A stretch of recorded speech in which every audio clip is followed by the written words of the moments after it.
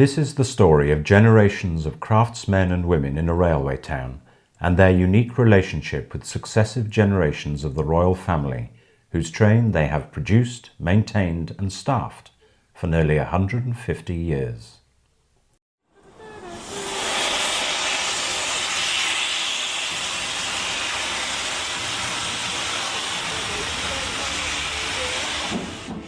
Every craftsman in Wolverton Works, there was blood, sweat and tears and pride in the building those buildings. And when they pulled out, you know, they made their hairs on the back of your neck stand up. You were so proud of what you'd achieved, and they were, you know, the pride of the fleet. It doesn't like to shout about its quality product, but which it's been proud to preserve, look after and maintain for decades. I come from a railway family, so it's meant a lot to me. Oh, history. History. There's only one word for that, it's history. The Royal Train is Wolverton.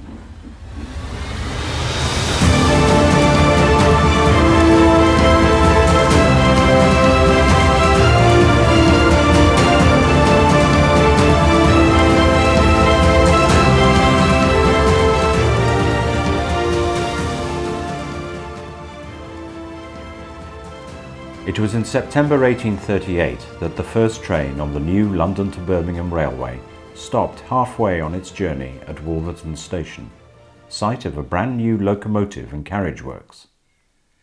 But our story starts not in Wolverton in 1838, but in 1842, between Slough and London Paddington, where Isambard Kingdom Brunel persuaded Queen Victoria to travel in a specially built saloon on his Great Western Railway. The Great Western Railway, they were desperate to get Her Majesty Queen Victoria on the train, which they did on the 13th of June 1842.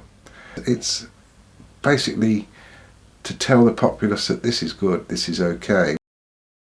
Where Brunel led, others followed, and many of the independent railway companies built their own royal saloons for use on day trains within their own regions.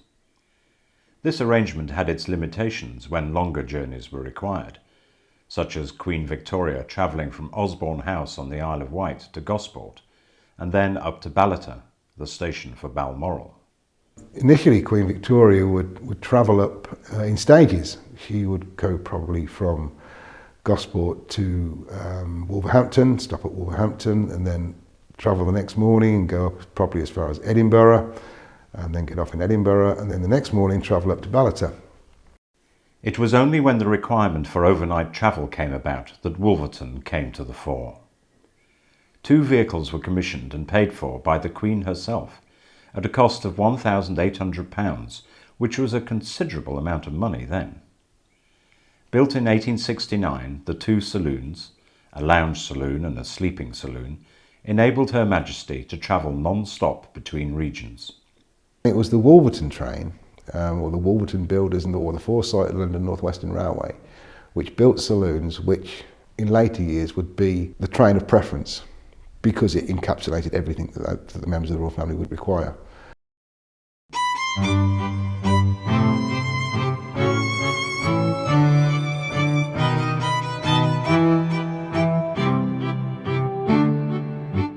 In the early years, the train or royal vehicles were used to bring visiting heads of state on visits, and they'd sail into the channel ports, Folkestone and the like. And I remember reading an article about the Shah of Persia.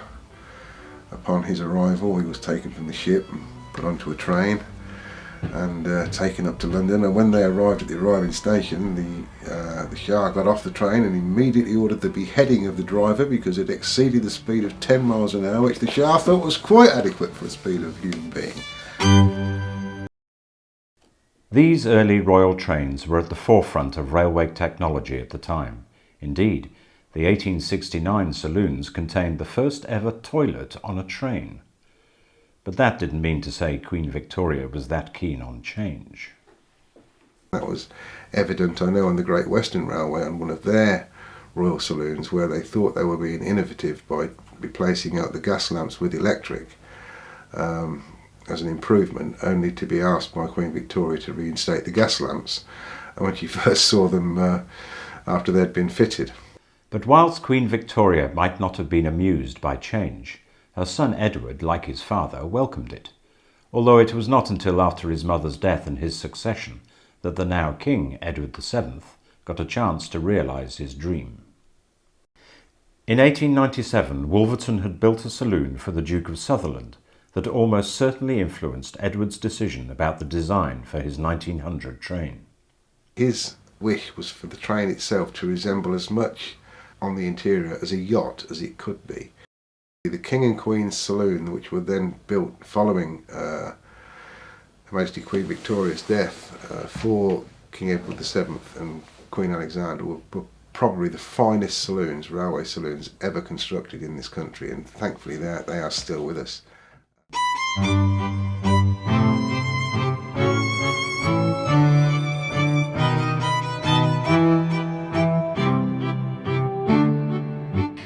The one story he always used to tell about King George V and Queen Mary was that they went on a trip to the Tate and Lyle factory. Now, whether King George V was ill that day or wasn't included in the trip, but Queen Mary herself was the only one that went on that trip. I can't picture the layout of the saloon, but as Dad describes it to me, he was at the end of the carriage that could see into their accommodation and could hear. So Queen Mary came back and she went into the saloon and she was telling King George about her day, and I can't do the German accent, but Dad heard her say, "George, I'm telling you, the sugar came in lumps. Lumps! They asked me how many lumps I wanted in my tea. Preposterous!" The next major phase of royal train building at Wolverton was in 1940, in the early days of the Second World War. Because the Royal Fleet were wooden vehicles, it was probably also thought that a more robust vehicle was required for King George VI and Queen Elizabeth to travel around in under war conditions. So, 2 new vehicles and a power car were commissioned at Wolverton under the greatest secrecy. Once again, innovative designs, a rudimentary air conditioning system which used block ice. I remember one of the former old boys telling me that he was most surprised when he joined the Royal Train crew to be given an ice pick as one of his prime tools to use on a Royal Train journey. But by the time the vehicles were completed in 1941, aerial bombing was a real threat, and this was reflected in the design of the train. As an apprentice, I was involved in stripping the armour, because at the end of the war, the Royal Train had been armoured plating had been put all over it, and I was involved in stripping the armour from the Royal coaches, which was quite a big job. During the Second World War, the Royal Train did a total of 95 journeys, some short, some for an extended period, travelling around the country. King George spent a total of 128 nights on the train, and the Queen 94. From 1939 to September 1944, they travelled over 64,000 miles supporting the war effort. I remember one of the old guys telling me that during the war years, the train was often put in a tunnel if there was a fear of an air raid. And the train was stabled up one evening and the air raid sirens went off. So the locomotive pulled the train into the tunnel. And about half an hour later, the all clear was sounded, so the train was brought back out of the tunnel.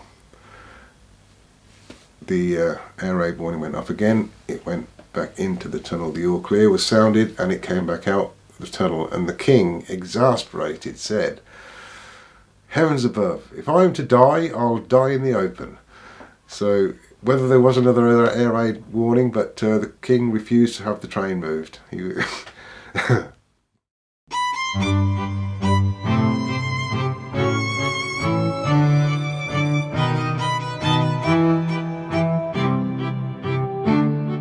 They were in a siding with the 2 princesses, Princess Elizabeth and Princess Margaret, and Dad used to take their breakfast tray in. So before he took it in this particular morning, and they were in Scotland, he went out, and on the bank or the ground near the raw train was some white heather. So he gathered this little bunch of white heather and put it on the princess's trays, and it went into the compartment to them. Well, they were there because it was a Girl Guide rally, and they were attending the rally because they were both Girl Guides. And Dad said where he stood, the royal family would come in front of him to alight onto the red carpet. And he was standing there, and he was delighted to see Princess Margaret had this white heather pinned to her uniform as they both got out to take the Guard of Honour or whatever they did at this parade. So that really chuffed him, that one did. After the war, 2 new saloons were built for use by Princess Elizabeth and the Duke of Edinburgh and Princess Margaret. This prompted the first visit by a member of the royal family to Wolverton Works since it was established more than 100 years earlier, when Princess Elizabeth came to see the progress on her saloon on the 11th of March 1948. It was a lovely day. Well, you know, the weather was was nice, and we decided to walk down to the station because she come by train, and there was of course crowds there, and we decided we'd sit on the pavement because we were so tired, because we were just pregnant like she was, and anyway, just as she was coming out, my friend, who didn't mind a swear word or two, she said, "Oh, I bet she ain't got to sit on the bloody pavement when she comes out like we are." But there again, we watched her, and like that was it for us as far as us. But in the photograph that I'm holding here, there's a row of younger ladies, and if I'd have not been left because I was pregnant, that they were the young girls that I would have been standing with, so I would have been quite close to her there. It was just a general tour of the works. It was conducted by A.E. Peters, who was the works manager at that time, and there was a circuitous route round the works so that she could see most of the activities that were going on.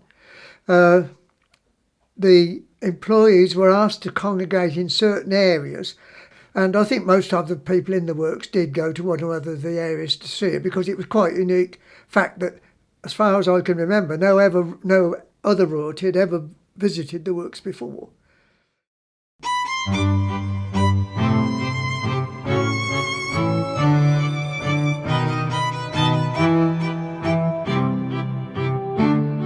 He used to tell me, as I say, from however it was laid out, he was at the end of the saloon and he could look through, and he would see the Queen Mother playing Patience. She did this very often on the journeys to, in between engagements, and she would be humming, and he could see her just sort of laying the cards out. But if she caught his eye, her back would go up as she did, and her head would go on one side as she always did, and she would give him a smile. And one day he said she came by, I was born by then, and he got a picture of me on his desk, and she walked by and she looked at it and she said, "What a bonny child." And "Thank you, Your Majesty." Well, the royal train, or that saloon, came into Wolverton Works for either repairs or alterations or something, and as Dad was a finisher, he was doing some woodwork with a panelling or something, and he put that picture behind the panelling, and it's still there to this day. So there you go, I'm in York Museum. There were a number of new saloons built at Wolverton in the mid-1950s, including a new royal dining car and a new nursery coach for the young Prince Charles and Princess Anne. My mum got a job in the works, and where she worked was where the royal train was kept. I went into apprenticeship at the end of '51, so that's when I got to know more about it. But she said to me, "Would you like to have a look over the royal train?" "Yeah, I'd love that, Mum." "Well," she said, "it's going out this week," she said, "and I've got to get it all sorted out inside. Come down to the varnishing shop and I'll give you a private tour." Well, of course, in those days in the works, you could disappear. I disappeared for an hour. went down there and saw it. They didn't take me completely all over it, but he took me over some of it. And I can remember that Princess Anne and Prince Charles were very, very young then. And they actually got a nursery on board for them. They got a playroom, they got toys and everything in it. And I can remember she took me and showed me it was one coach, but there was a phone system in there. There was the seat where the Queen could ring up and do business, you know. And that's the one and only time I got in it. I never got in it after that. By the 1960s, the railways had been nationalised for more than 10 years, and British Railways decided to centralise all the royal vehicles from the different regions at Wolverton. At one stage, there were 21 such vehicles in the Royal Train fleet stored in the railway works. It did allow for 2 or sometimes 3 trains to be used at any one time because of this great number of vehicles at disposal. That continued until early 2000s, when the present Royal Train fleet of operating vehicles was reduced to save costs.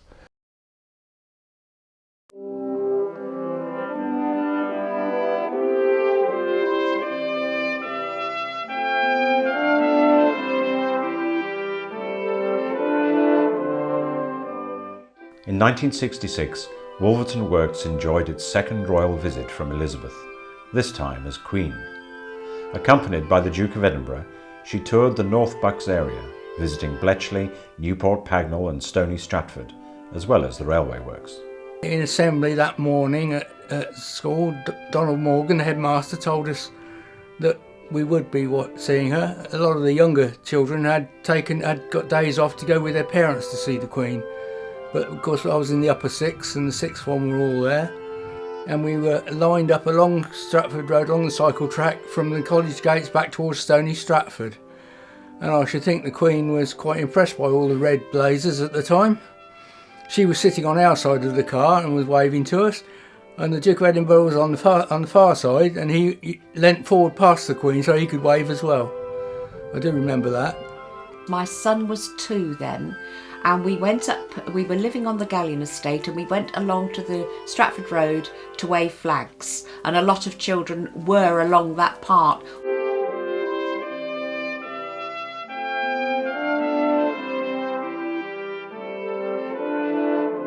But before they came, they have to spruce up all the works and clean it all up. All the travelleyways had to be cleaned, and that's where the Queen and Duke of Edinburgh walked over, right in front of us then. And Elsie Coles, one of our drivers, was actually sitting on one of these arches over the wheels. And he said, I don't think that's a good idea to be sitting on there. It looks to me as if that paint might still be wet. And it well might have been wet as well, because everything was left to the last minute to get spruced up.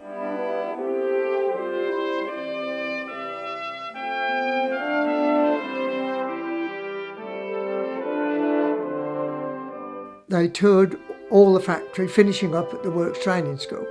Geoffrey Chew guided her around the school, and I was given charge of the Duke. It was just a normal working day. The only thing was that all the trainees were in clean overalls. But he was most interested in the painting and signwriting. And he spoke to some of the boys. And of course I'd briefed them how to speak to him. I think they were a bit overawed, but they did speak up quite well.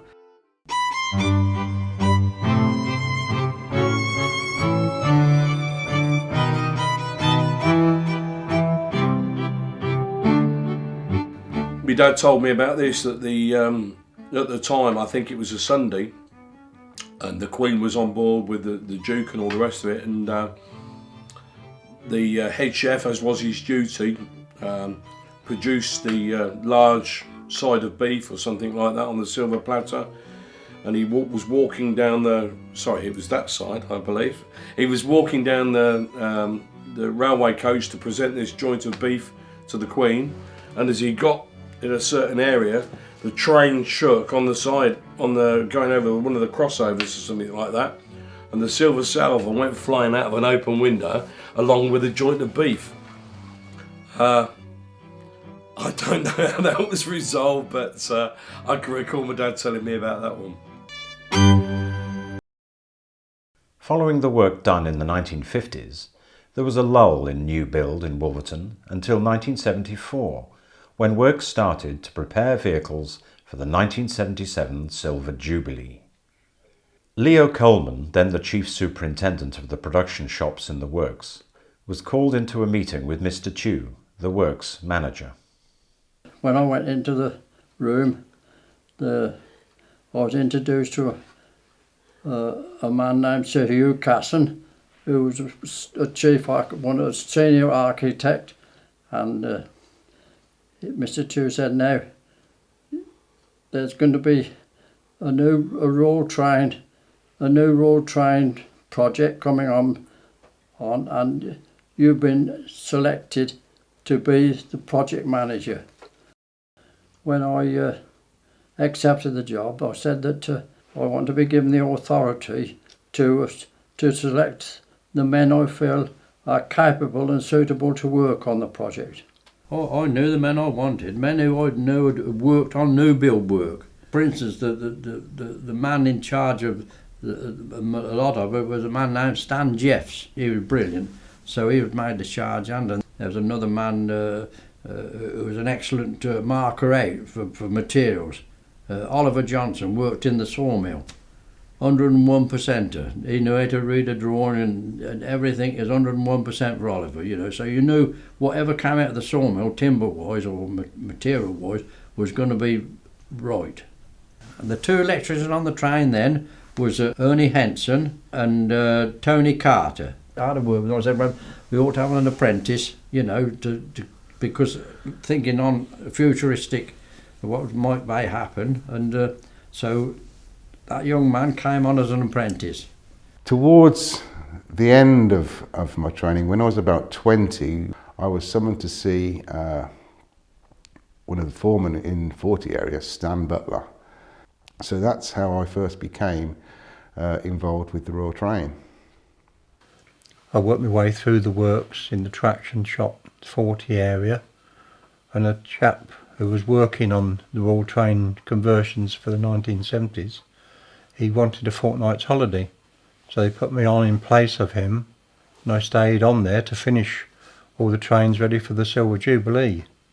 Well, the first one I went on, I found some faults with the main cables underneath the train, and Stan Butler and Pete Rose happened to be coming past. I said, could you come and look at this please? They came round and had a look underneath the coach. Oh my God, we got to replace those. So that was one of my first jobs. Then after that, I was invited upstairs and asked if I wanted to become a member of the crew. On the 16th of May 1977, the build team and their wives were invited to Euston Station to see the new train officially handed over to the Queen by Sir Peter Parker, chair of the British Railways Board.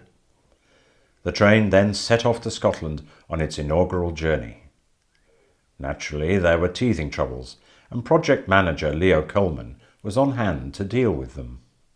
When Sir Hugh Casson was introduced to me, and he told me, he said, well, there's one thing, Mr. Coleman, he said, I've got to go and have a look round the existing road train.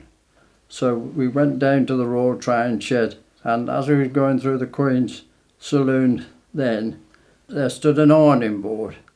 So Sir Hugh Casson said to me, whatever's that, Mr. Coleman? I said, well, that's the ironing board that the Queen's dresser prepares her any dresses or whatever she's going to use. So he said, well, for a start, he said, we're not going to have that. I shall decide the type of ironing board which we're going to have on the train when it's finished. The ironing board duly arrived, and off we went when we went to Scotland. Well, the phone went one night, and it was the equerry. The Queen would like a little chat. There's one or two things she wants to talk to you about. And just before he left, she said, there's one little thing I would like to ask you, Mr. Coleman. That ironing board, I'm afraid that Bobo, that's the dresser, is having difficulty in using it, and if possible, she would like the original one back. The next morning, I phoned up Wolverton, and that ironing board that used to be on the Royal train, I want it brought up to Scotland, to Glasgow, as soon as you can get somebody to bring it. And the ironing board duly arrived in Glasgow. It was a place where it used to be, and the new one was taken away. A few days after that, Bobo, the Queen's dresser, said, "Thank me very much for getting it back on board."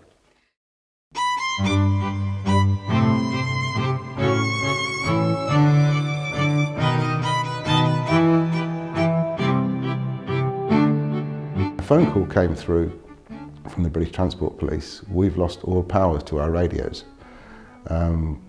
Could one of you Sparkies, as they called us, come and have a look, because we can't make contact as we cross the county borders with the different county forces.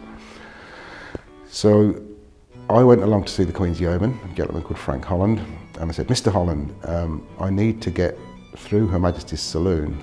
Has Her Majesty retired?" "Yes, she has. You're quite safe to go through the train, as long as you're quiet."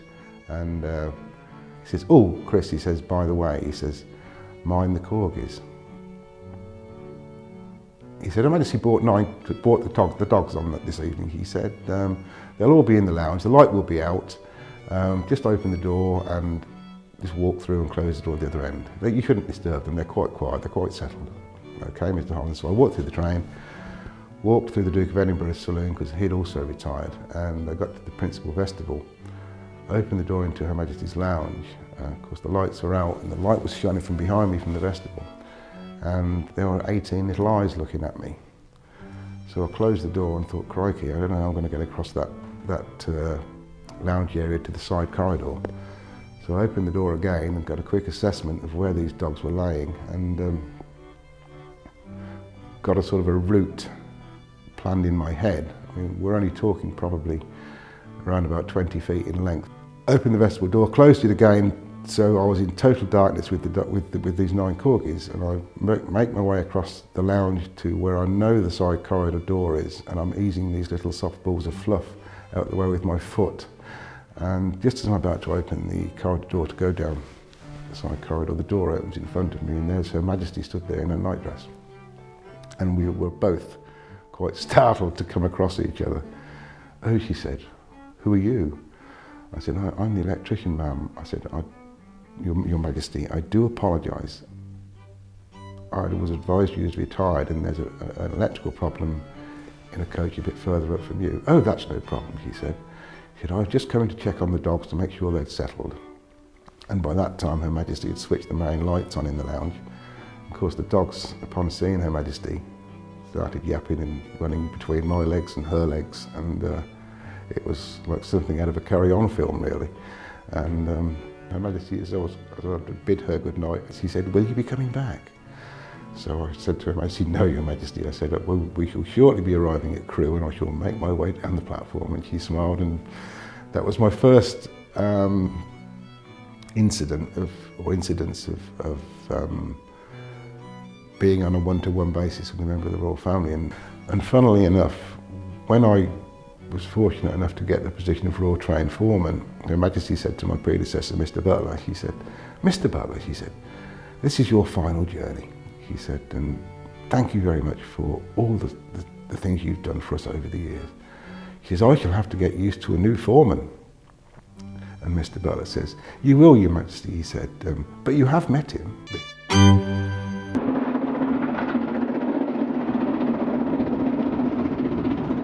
This is the royal train with the Prince of Wales vehicles on the Settle to Carlisle route in 2005. These vehicles were commissioned following his marriage to Lady Diana Spencer. At the same time, between 1983 and 1990 at Wolverton, other work took place to update older vehicles in the fleet. Royal vehicles tend to last a long time. Queen Victoria's original saloon, built at Wolverton in 1869, was rebuilt at Wolverton and combined on a side underframe in 1895, and that ran until her demise in 1900. Edward VII's royal vehicles, his and Queen Alexandra's, ran till the 1940s, and the 1940s saloons ran till the 1970s. So it can't be said that they don't get value for money from these investments, and they are as good as when they first came out of the box, really, because they have been and are so well looked after at Wolverton.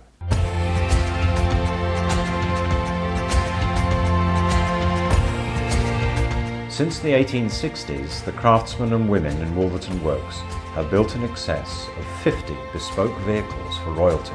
I believe that the vehicles constructed at Wolverton are a testament and an everlasting reminder the craftsmen and skills of the Wolverton artisans and the management of Wolverton Works through the years.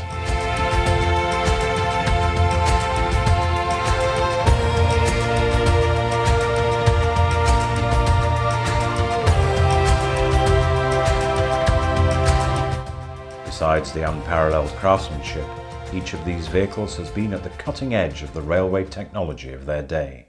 And Royal Trains have always been innovative with such things as sleeping compartments, dinner on a train, toilets on a train, gangways on a train, air conditioning on trains. And the current vehicles, there's some rather innovative things fitted within them, which one would not expect to see within the confines of a train. The Royal Train Coach is like a test bed for the vehicles, really. The air conditioning and all the controls for the air conditioning was all different, plus the telephone systems weren't on other vehicles, but they came on other vehicles afterwards.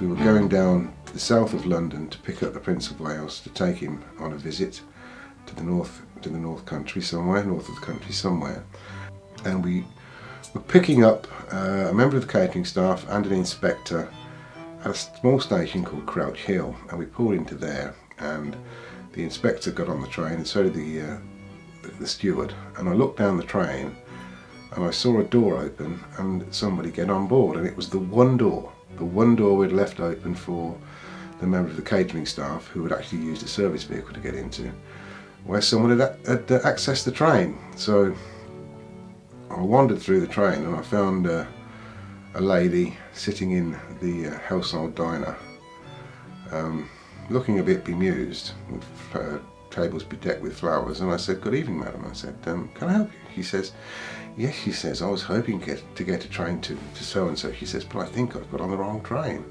I said, "Regrettably, madam, you have." I said, "This is a private special train." Didn't give away that it was the Royal Train. I said, "And we're going, we have our own timetable." I said, where were you going to go to?" So she gave me the name of the station, and I forget where it was now. And I says, "Well, I'll get the steward to make you a cup of tea, and we'll see if we can find a method of escape for you." So I went back to the lady and I said, "No problem, madam." I said, "We're going to Clapham Junction." I said, "We're not going to the station you want to go to, but we can drop you at the platform or near the platform for you to pick up a train to where you want to go." And we got to Clapham Junction into one of the sidings, and we got her off of the train via a pair of portable steps which we carry, and one of the operating staff took her to the platform and left her there to catch her train home. And to this day I'm sure she didn't ever think that she was actually on board the Royal Train. Amazing. Building 50 bespoke high-quality royal vehicles over the years would be achievement enough for Wolverton Works, but its relationship with the Royal Train is more complete than that. For this is the place where the Royal Train has been housed and maintained for many, many years. But why? Well, I think first of all it was the craftsmanship for coach building, going way back. It's near access to London, and it could always be available at short notice. Wolverton in one way was unique, the fact that you could actually house a very special vehicle that had a number of different idiosyncrasies compared to a normal coach, but you could actually house them in the same works area with a group of dedicated staff who were experienced whether it's said fitting, electrical, paint work or vehicle building within a workshop. And Wolverton has been very dedicated to that kind of activity. The train crew then went out and they maintained the condition that it had been dispatched from Wolverton in, both from a mechanical and electrical technical aspects and also the domestic side. But having the responsibility of looking after the Royal Train has brought with it the need for discretion and secrecy. It wasn't called the Royal as such internally, we referred to it as the special vehicles. Whenever anyone turned up at Wolverton or a member of the press phoned up to talk about the Royal Train, they were always given the answer, we don't have a Royal Train at Wolverton, we only have a special train. And that would throw them a bit. I remember now that a certain person who worked on the Royal Train, his wife was going to talk at a Women's Institute about my husband's activities on the Royal Train. And this was published in a WI journal. And I happened to see it. And I spoke to our personnel officer and he nearly went ballistic. He said, we've got to stop that. He said, the works manager will not allow that at any cost. And it was stopped. As young, impressionable children, I think my dad was always very wary about telling us too much. As far as I'm aware, my father was subject to the Official Secrets Act. So obviously movement, specific details were kept from us because we could have blurted out at school or, you know, in the playground or youth club or whatever.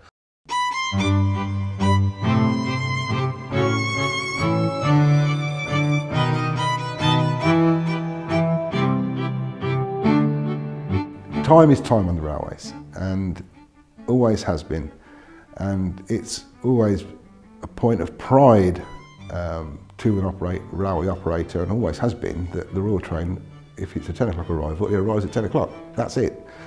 Now, there's a million and one things that can go wrong. Prince of Wales is on board, and his private secretary was Elizabeth Buchanan. We were due to run into Darlington. Train slowed, then the train stopped. I'm looking at my watch, 4 minutes to 10, 3 minutes to 10. The Prince of Wales comes through and says, good morning, Chris. Good morning, Your Royal Highness. Goes into his lounge and starts talking to the private secretary, Elizabeth, and 2 minutes to 10. So I got, by means of a telephone, discreetly hidden telephone, I phoned up the train officer and says, what's the problem? And he said, slow running Virgin train in front of us. He said, should be out of our way, shouldn't be less than, might be 2 minutes late. I said, okay, thanks. I knew I was going to be asked a question. And a voice comes out from the lounge, which is just probably 6-8 feet away from me. It was Elizabeth. The Prince wants to know if we're going to be arriving on time. And I said, I'm sorry, Elizabeth, but I understand there's a slow running Virgin in front of us and it may delay us for a short period of time. Elizabeth said to the Prince of Wales, I heard, I said, Your Royal Highness, Chris says there's a slow-running Virgin just in front of us. The Prince of Wales says, well, get the locomotive speed up, let's catch her up. The job of maintaining the Royal Train between journeys and on the journeys themselves has fallen to the Wolverton men who formed the Royal Train crew. The Royal Train was the pinnacle. It's the best train that we can ever produce. It's the top of the tree as far as named trains on the railways. And for an artisan who's learnt his trade in Wolverton Works to be elevated to the position of Royal Train crew, although he's a hands-on fitter, electrician, you name it, trimmer, fitter, coach, painter, he's been elevated, and people within the community, knowing that Wolverton's got the Royal Train but saying nothing about it, there's a certain degree of social esteem which is placed, and you get on the team through dead men's boots, and when you're on the team you don't leave it. You feel part of that team, part of that nucleus, the common bond. For many years, the person leading that team was the Royal Train foreman, Stan Butler. It wasn't a job for my dad, it was a love, it was a passion. You know, I think if you'd have said to my dad, would he do the job for nothing, he would have done. It meant the world to him. As a family, we meant the world to him, but It was like a job like no other. Royal Train foreman was very dedicated, and it was a very closed shop community. Very highly skilled, very dedicated, and that's the way that Stan liked it. So Stan really ruled the roost. He was ex-army bloke, he was very good, yeah, he was. Pleasure to work with. We did our job, but we also had nights out and enjoyed ourselves. Yeah, Stan liked to lead his lads and have a night out. He was a great bloke to work for. My dad's very first trip was the investiture of Prince Charles. The BBC showed the investiture at Carnarvon Castle live on TV, and I was at primary school at the time, and I wasn't sure if I dare ask the headmaster if that we could sit and watch the investiture on this newly acquired TV that the school had just had. But I spoke to him, and I think the headmaster spoke to my mum to just make sure that I wasn't pulling a fast one or just wanted to watch it, sort of thing. And my mum verified that Dad was on the Royal Train and it was his first journey, and the whole school sat and watched it, and was very excited, and so was everybody else in the school as my dad stepped off the train as the train pulled up and bowed to the Queen. Very proud moment. Very proud moment. Being on the Royal Train does have an impact on your life. He wouldn't do anything that he wouldn't ask anybody else to do himself, you know, basically, or he wouldn't leave people out on a limb. A gentleman to work for, a number of years older than me, and once again a mentor figure, father figure even. We became very, very good friends, although there was a great many years between us. When Milton Keynes Station opened, it was opened by Prince Charles, and my dad was swung some tickets for us to go on the platform. So there's myself, my brother Stephen, and Mum, and we weren't very old. So Prince Charles went along shaking hands, saying hello and all the rest of it. Walked past me, and as a young kid I stood up and looked at him like that with my mouth open, thinking, oh, this is Prince Charles. And he walked about 2 steps and he stopped. And he turned round and he reached into the crowd, put his hand out, and he said to my mum, hello, Mrs. Butler, how have you? I haven't seen you for a long time. And I was staggered that a member of the royal family would pick my mum out in a crowd of people. It was baffling to me as a little one. He used to talk about his predecessor and his predecessor's predecessor, and how honoured he was to be following in that line. And when I was asked if I'd be his successor, I knew that I'd got a very, very hard act to follow. Getting a place on the Royal Train crew was a fairly rare occurrence, and was not acquired by the conventional means of filling in a job application form and attending an interview. It was a lot more informal than that.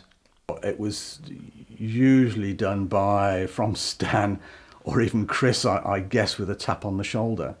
And it worked because, you know, they knew by reputation, and to work in that environment you needed to have a level of dedication. I can't think that anybody at that time would have come to me and demanded, for example, additional payments out with what they were already receiving to undertake that work, because it was regarded as an honour to be involved with that team. Where I finally ended up was on a gang that repaired the catering vehicles and the sleeping vehicles off the railways. That's all this gang did. And on the gang was Mr. Gerald Kingston. Now, he was the fitter on the Royal Train. And when he finished, he must have mentioned to the foreman then, which was Stan Butler, that he knew of somebody who may fit into the system. So he came to me and asked me, was I interested in doing it? I said I was. That was my ambition when I started to. So I went down to see Stan. He put me in the picture as to what was required, you know, good behaviour and all the rest of it. And I'd been brought to his attention of being able to do a good job and reliable, you know, no messing about. Everyone that first goes on there is under the watchful eye of the Royal Trained Foreman, because nobody wants slip-ups, and you sort of graduate over time, and the older established team members get confidence in you, and you get confidence from working with them, and you learn how to do things the correct way, and there is no other way. Being a member of the Royal Train crew meant that you needed to do more than just your job as a tradesman. The guys had a unique role because not only do they therefore dealing with emergency engineering issues should they arise, but they also act as the stewards on board, so it was a unique situation. Well, on the Royal Train we had to work as a team, do everything, make beds, wash up, do everything, do vacuum cleaning. You can vacuum clean in 10 coaches. It was a hard job. It was all part of a team. You worked in together. Not just electrical work. I even served morning teas and coffees. Looked after newspapers and that sort of thing. I was the cook for us railway staff. That was my position as I moved up. Gerald was the cook. The man that followed him, he was the cook on the train. So when I moved up, I got, well, not numbered, but asked would I be able to cook for the staff. I said it wouldn't be very fancy, it'd be plain meat and 2 veg, and you know, we live well, I'll put it like that. Because some of the jobs we did were not exactly part of an electrician's job, it was just the team working, making sure everything went on. It seemed, in some respects, quite alien to a fellow electrician that you were, I was attending to X, Y and Z.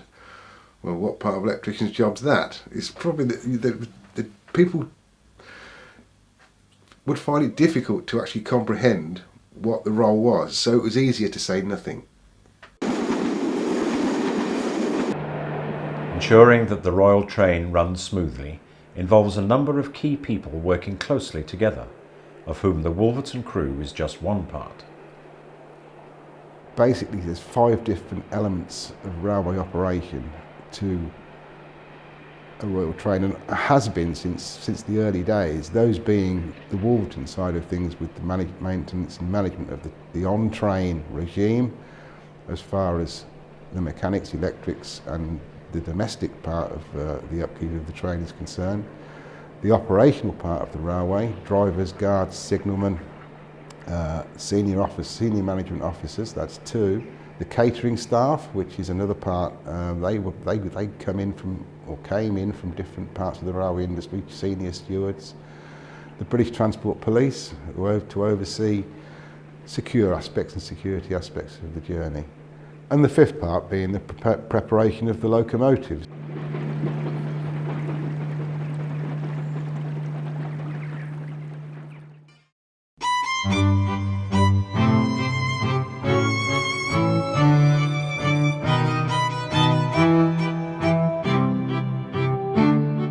The train was used by the wives, spouses of leaders of the G8. This was in May 1998, and it was decided that the Royal Train would be used to take the wives down to Little Kimble, which is the station for Chequers.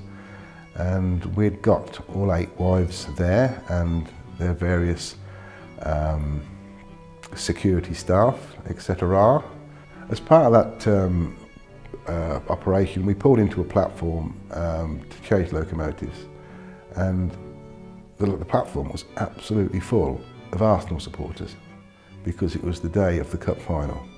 So I engaged them in conversation. Who's going to win today, mate? Blah blah blah. Because strange colour train, mate. Yeah. Special one, mate. Okay, yeah. You know, and obviously someone had got curious in the Royal Dining Car and pulled back the net curtain to look at where we were, and there's this big burly Arsenal supporter on the platform. I suddenly see his eyes widen, and he lifted his finger up and he says, there's Hillary Clinton and Sherry Blair. And they pulled the curtain back and were looking out, and all the ladies, I could hear the laughter from the festival where I was. Thankfully, it absolutely stunned this group of Arsenal supporters. They didn't know what to do, speak or whatever, so they couldn't be discourteous, because they were, not that Arsenal supporters are discourteous, but it would just totally stun them. And the chap said to me, "Is that Hillary Clinton, mate?" I said, "Oh yeah. What's she doing on the train?" I was, "Can't tell you that, mate, secret." You know, a little bit more, and then of course the train starts to move, and Sherry Blair came out at the end, and she thought it was quite fun. I said, they are never going to believe that when they get to Wembley and telling their mates that they've just seen yourself and Mrs Clinton looking out of a train window at them at a platform in the middle of the countryside. Although they are on the royal train, the crew normally have little direct contact with the royal family. When the principals came on, either at Euston or Edinburgh, or we manned the doors, we took the luggage on, and that was it. When the principal was on, you did not walk through the train. It's their downtime, shoes off, relaxation, they're between engagements. There's a staffing on the train, myself and others, and if they want us, they'll find us. One of the biggest attributes one can have as a Royal Train member of staff is the skill of invisibility. They might be invisible, but they were not forgotten. Stan Butler and Chris Hilliard were both awarded the Royal Victoria Medal for services to Her Majesty. Retirements were marked with presentations to Her Majesty and the receipt of signed photos and letters of thanks. And the crew and partners were invited, along with others serving the royal family, to annual events at Buckingham Palace. I think the first time we went in and they opened the big doors, and then you've got this great big staircase in front of you, and you just look at it in awe, and you think, oh, I've got to walk up there, and then you walk down up the stairs in this long corridor, and then you can go in all these different rooms and all the paintings and all the... it was...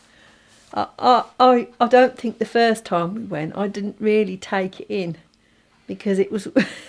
because I kept saying to Jack, I haven't got my mouth open, have I?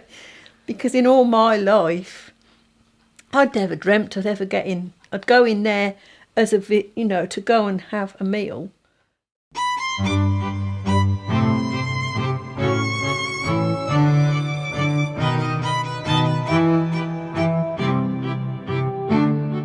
We were taking the Queen down to Bristol, and I believe this was a Maundy service.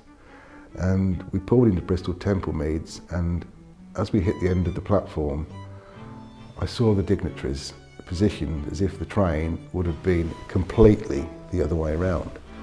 And I remember the date because it was April the 1st. And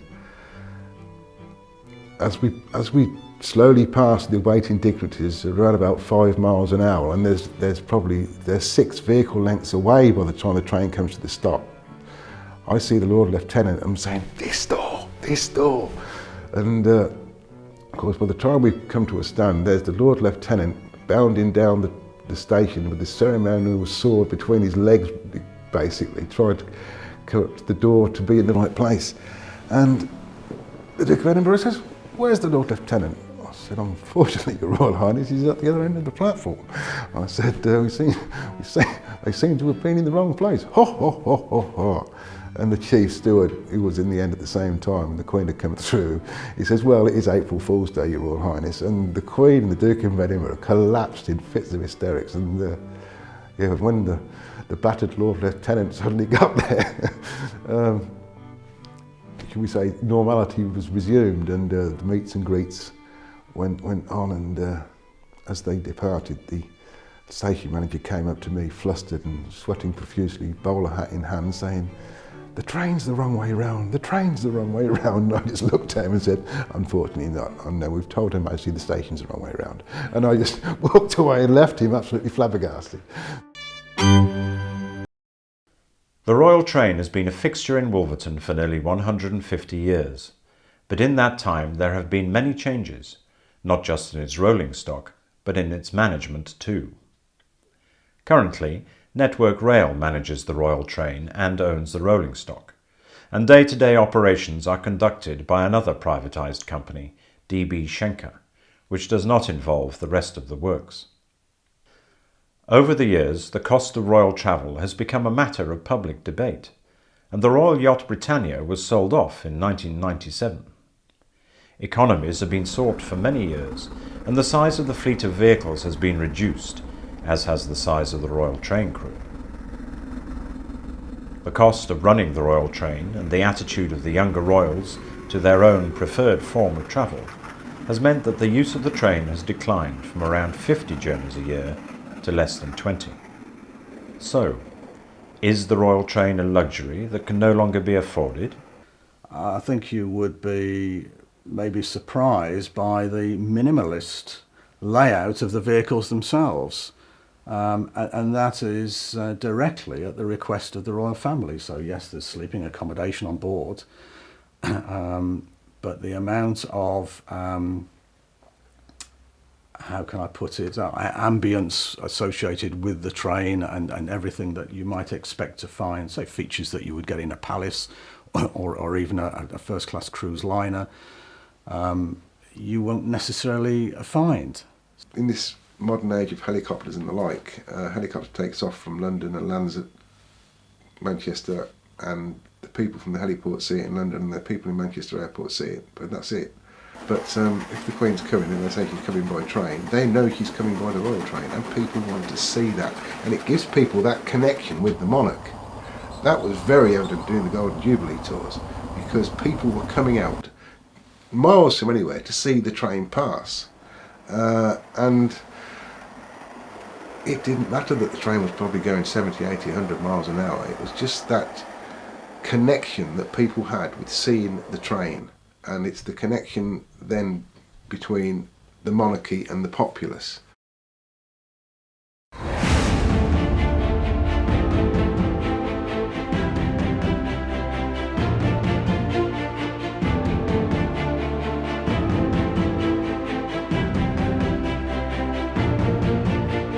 Whatever the future, the craftsmen and craftswomen of Wolverton can look back with pride on their unique connection to a very special train.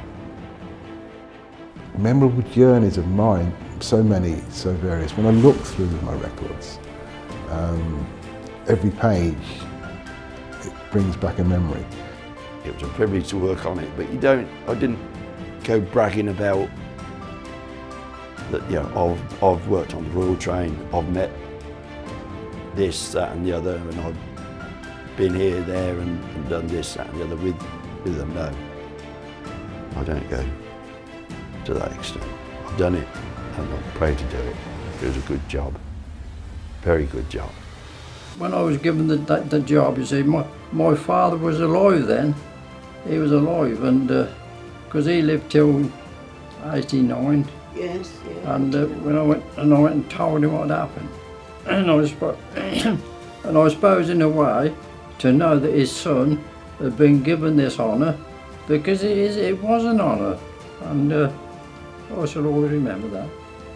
I look back and I think I was most fortunate to have spent the time I did spend, to see the things I saw, to witness the things I witnessed, to have the friendship, camaraderie and the like of not only Wolverton people, but railwaymen from around the country.